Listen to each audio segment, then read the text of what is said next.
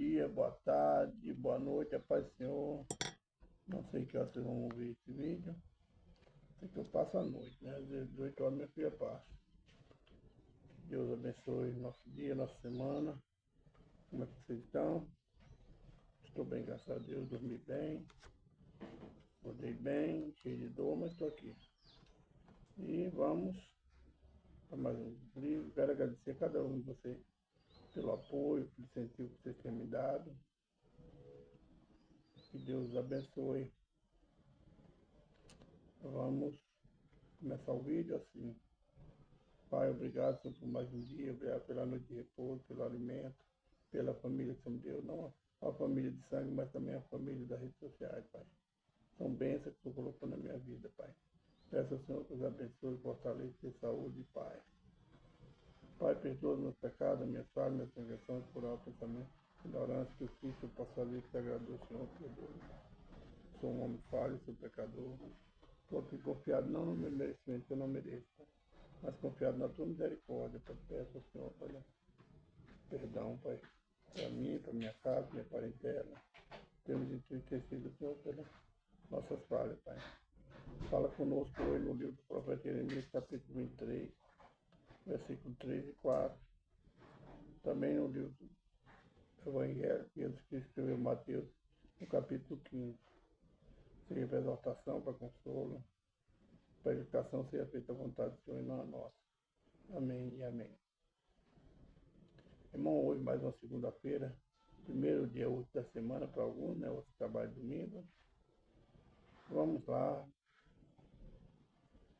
O profeta Jeremias 23 diz assim: e eu mesmo recolherei o resto das minhas ovelhas de todas as terras para onde estiver aposentado, e as farei voltar aos seus apriscos, e frutificarão, e se multiplicarão, e levantarei sobre elas pastores que as apacentem, e nunca mais temerão, nem se espantarão, nenhuma delas faltará, diz o Senhor. Aqui o Senhor fala através do profeta Jeremias, dos pastores, ele mesmo falando na boca do profeta Jeremias, pastores que apacentam assim, falsos pastores, que não cuidam do rebanho do Senhor, não cuidam da igreja que Deus colocou na mão dele. Tem pessoas também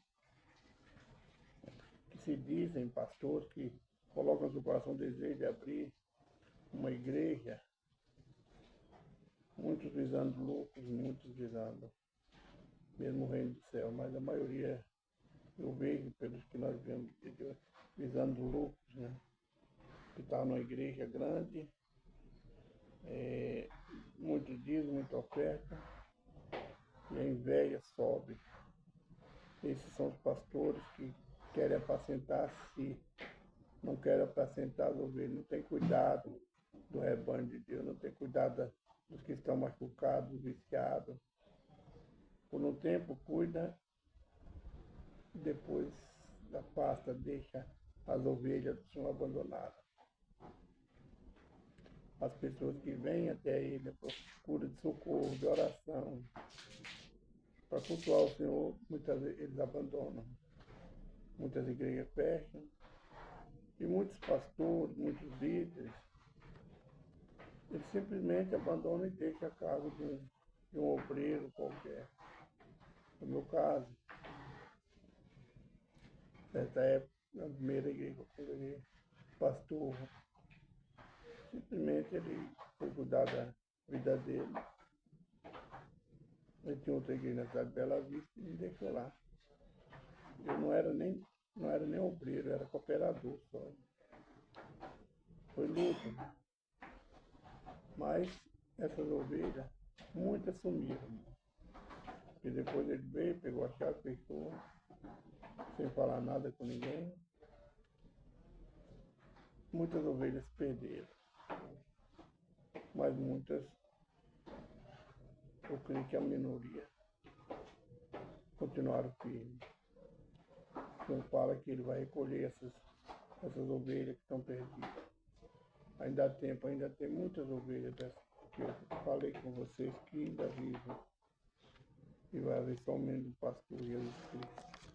nosso sumo pastor para pastorear as ovelhas do Senhor, o rebanho que ele pôs nessa terra. Eu, você, nós somos ovelhas do Senhor. Vamos agora para o profeta, o evangelho que escreveu Jesus Cristo escreveu Mateus, no capítulo 15, do versículo 1 até o 20, a tradição dos anciãos. Aqui os anciãos de Israel, ele estava condenando o povo, os discípulos de Jesus, porque estava comendo sem lavar as mãos, e Jesus, e eles fala com Jesus, chama a atenção deles. Pela tradição deles, ele invalida o poder de Deus. Muitas vezes pelas tradições que igrejas, pessoas que não viviam, querem abrir igreja, eles lançam muitas pessoas no buraco, no fundo do poço novamente, pelas tradições, sem saber, sem boa interpretação da Bíblia, e muitas vezes machucam as ovelhas, muitas se desgarram. É como nós vemos em Jeremias 23, versículos 3 e 4. Não cuida. São muito tradicionalistas, são muito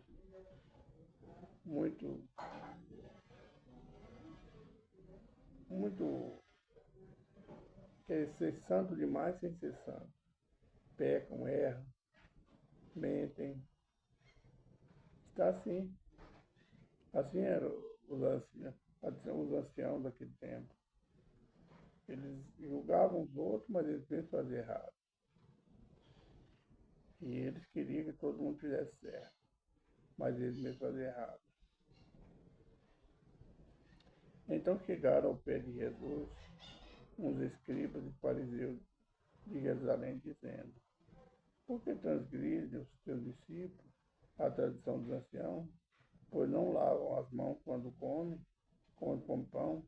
Eles, porém, respondendo, disse: por que transgridem vós também o mandamento de Deus pela vossa tradição?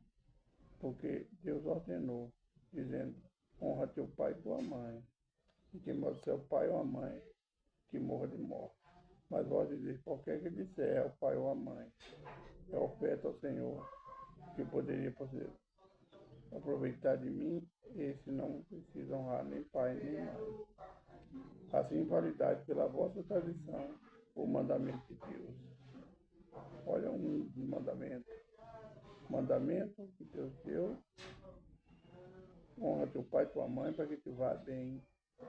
Eles desonravam isso, mas eles estavam julgando o povo, os discípulos de Jesus, por lavar a mão, por alimentar sem lavar as mãos.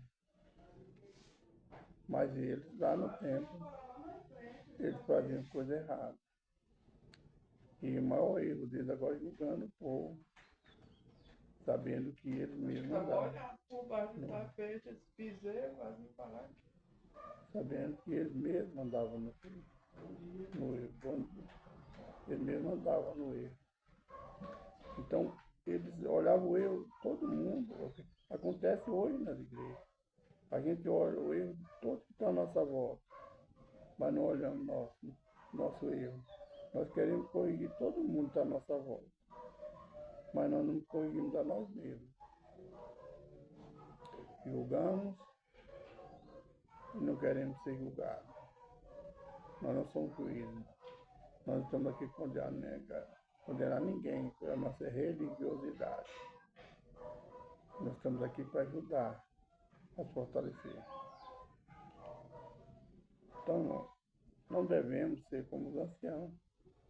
Não devemos procurar querer ser mais santo que os outros, ou mais forte que os outros, que todos nós temos a mesma estrutura. Hipócritas, bem profetizou Isaías a vosso respeito, dizendo: este povo honra-me com seus lábios, mas os seus corações estão longe de mim. mas em vão me adoram, ensinando doutrinas que são preceitos de homem, e chamando a si a multidão, disse: ouvi e entendei. Então aqui Deus fala, o profeta Jeremias já profetizou desse homem, que ele que honrava o Senhor com os lábios, mas o coração estava longe de Deus. Assim somos nós hoje. Muitas vezes nós queremos honrar o Senhor de boca, de aparência, mas o nosso coração, a nossa mente está longe do Senhor. Por isso hoje nós vemos muitas igrejas vazias, pelos líderes que não sabem levar uma vida cristã correta, que cobram muito, sem eles mesmos fazerem nada ou quase nada pela obra, pelo reino de Deus.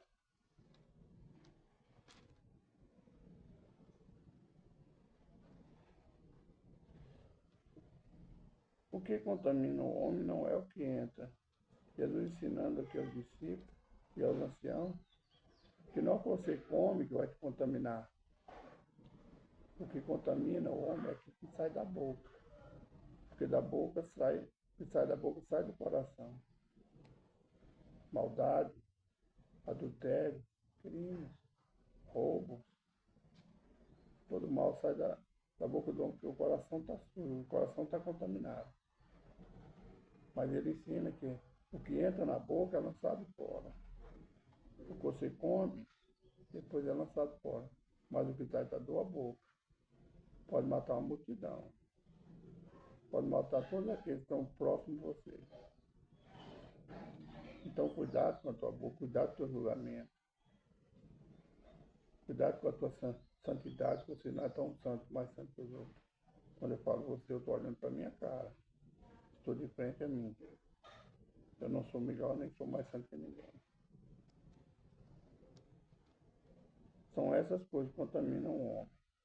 Mas o comer, se lavar as mãos, isso não contamina o homem. Então, irmão, cuidado com o que sai da tua boca. Não o que vai entrar. Porque você vai comer, não vai te contaminar.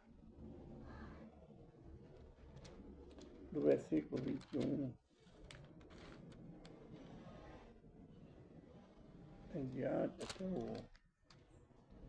o 28, fala da mulher cananeia. Aqui tem uma mulher que não era judia. Ela era cananeia, sírio-fenícia. Ela não fazia parte do povo de Deus. E ela tinha uma filha que estava endemoniada. E ela vai até Jesus, gritando, chorando, pedindo ele socorro. Que acudisse a filha dela, porque ela estava endemoniada. Mas Jesus não fez caso dela, nem olhou, não parou. Ele seguiu em frente, porque ele tinha obra a fazer. Não quer dizer com isso que ele abandonou aquela mulher com seus problemas. Não, ele não abandonou, porque ela é estrangeira, e Jesus veio para todos. Ele simplesmente estava testando a fé daquela mulher, a força, a humildade dela. Muitas vezes nós somos testados nas nossas tribulações, na nossa luta dia a dia. Mas Jesus está vendo, ele está escutando. Então aquela mulher veio, e disse, falou, Senhor, acorde que ela vem gritando atrás de nós. Vê o que ela quer. Jesus falou, eu não vim. Eu fui enviar somente as ovelhas da casa de Israel. E ela chegou, se prostrou perante o Senhor e adorou a ele. Quer dizer, ela chegou e se humilhou aos pés de Jesus. E ela expôs seu problema a Jesus. Senhor, socorre a minha filha que ela está endemoniada. Jesus fala para aquela mulher, olha, não pode pegar a comida, o pão dos filhos e dar aos cachorrinhos. Ou seja, eu não posso dar a cura que eu vim dar a uma pessoa, povo de Israel, para uma pessoa estrangeira. Primeiro, Eu preciso alimentar o povo de Israel. Quando ele fala, eu não posso dar aos cachorrinhos a comida dos filhos, aí ela mostra mais a sua humildade. Ela fala, não, senhor, mas até os cachorrinhos comem as migalhas que caem da mesa do seu Senhor. Ela mostrando a fé. Ela falou, senhor, eu não quero muito. Eu quero só que o senhor cure a minha filha. O senhor fala somente uma palavra, ela será curada. Ela mostrando a fé dela, a humildade dela. Ela queria. Ela estava buscando pela libertação da sua filha. Quando ela fala, até mesmo os cachorrinhos comem da migalha que cai da mesa do Senhor, ela está falando, até mesmo nós que somos estrangeiros, queremos alimentar dessa migalha que cai do céu do Senhor, dos filhos de Deus. Jesus fala, grande é a tua fé, vai, a tua filha já está livre desse mal. Ao chegar em casa, a filha dela já estava limpa, já estava liberta pela fé daquela mulher e pelo amor de Deus. Aquela serva, aquela filha da mulher, ela foi curada, foi liberta daquele demônio que atormentava ela. Muitas vezes nós oramos um dia, oramos dois, vamos à igreja um dia, vamos 2, 3, e nada acontece, porque nosso coração ainda não está preparado, nós ainda não estamos preparados para receber. Deus não dá as coisas de qualquer maneira. Nós vamos para a igreja, chegamos em casa, oramos, dormimos, mas no outro dia nós levantamos com contenda. Então a nossa bênção, ela demora, porque a nossa fé é pouco. Nossa ociosidade é muito. Não queremos fazer nada e queremos receber muito. Essa mulher fez tão pouco, né? Somente confessou que ela era uma pecadora, que ela não merecia, mas se ele desse uma migalha, a filha dela seria curada. Somente uma migalha. Mas é necessário que a gente vigie, irmão. No versículo 28, diz assim, então respondeu Jesus e disse, ó mulher, grande é a tua fé, seja isso feito para contigo como tu desejas. E desde aquela hora seu filho ficou sano. Temos que mostrar a nossa fé ao Senhor, a nossa necessidade, expor Ele, e Ele vai trabalhar. Faça como essa mulher, faça como o centurião para Cafarnaum.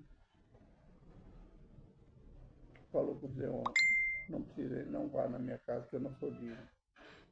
Fala somente a palavra, meu servo será curado. Exerça a sua fé, creia no Senhor.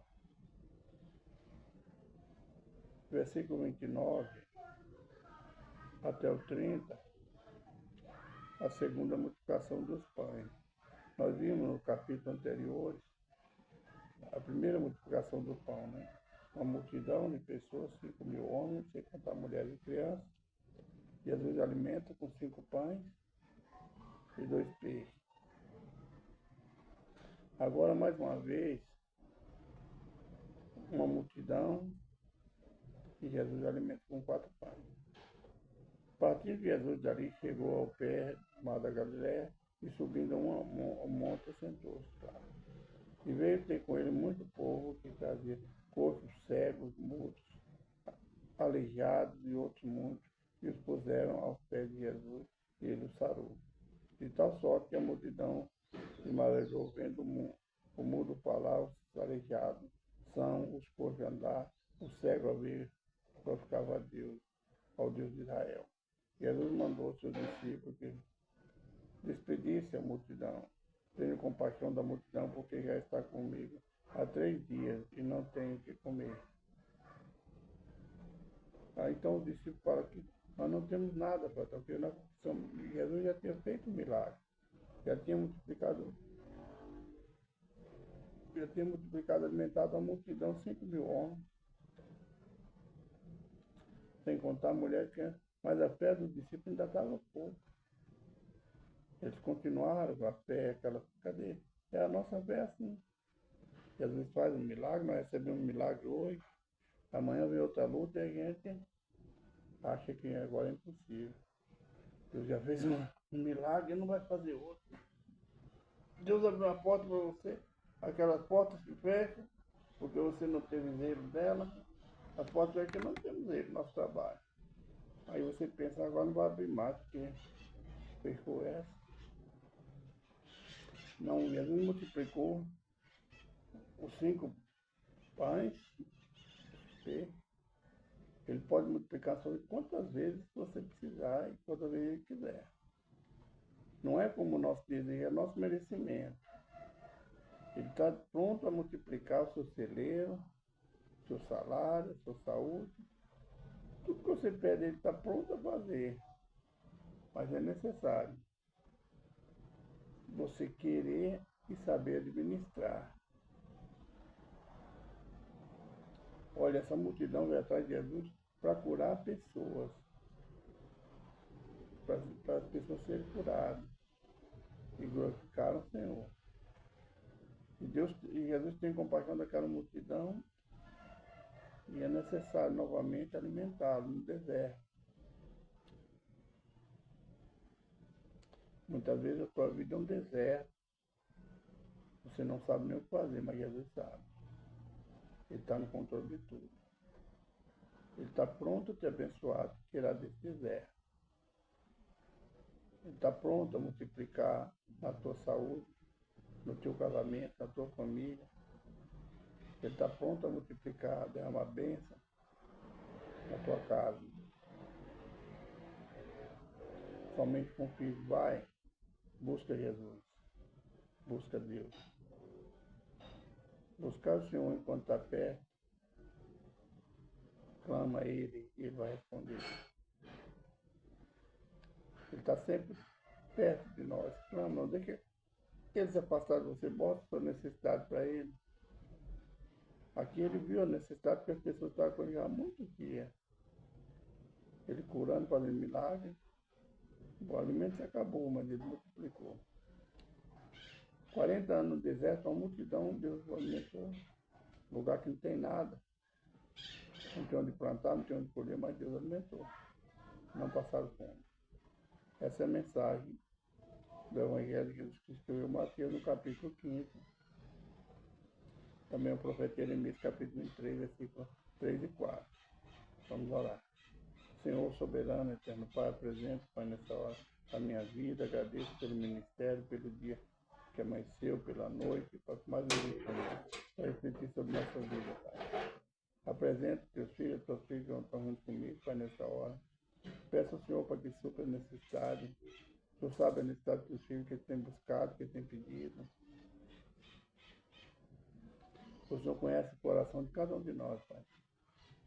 Pai, que faça ser a vontade do Senhor na minha vida e na vida dos teus filhos, Pai. Ajuda-nos a vencer as barreiras, dificuldades que vêm sobre nós. Nos ajuda a amolecer nosso coração cada dia mais para fazer a vontade do Senhor e não a nossa. Abençoe teus filhos e tuas filhas, Pai, em nome de Jesus, amém. Irmão, Jesus Cristo está voltando. Jesus te ama, também te amo, fica na paz de Jesus. Um abraço, irmão Jorge. Fica na paz de Jesus Cristo. Uma semana abençoada. Cuidado com a maldição do carnaval. Talvez você vai escandalizar, você que não é cristão. Talvez você vai escandalizar pela minha palavra maldição. Eu morei na cidade pequena, no estado da Bahia, onde a gente vê no meio da rua, seguindo trio elétrico, prostituição, crianças se perdendo ali na rua mesmo. Cuidado com a maldição do carnaval. Deus abençoe. Fica na paz do Senhor Jesus Cristo. Um abraço, irmão.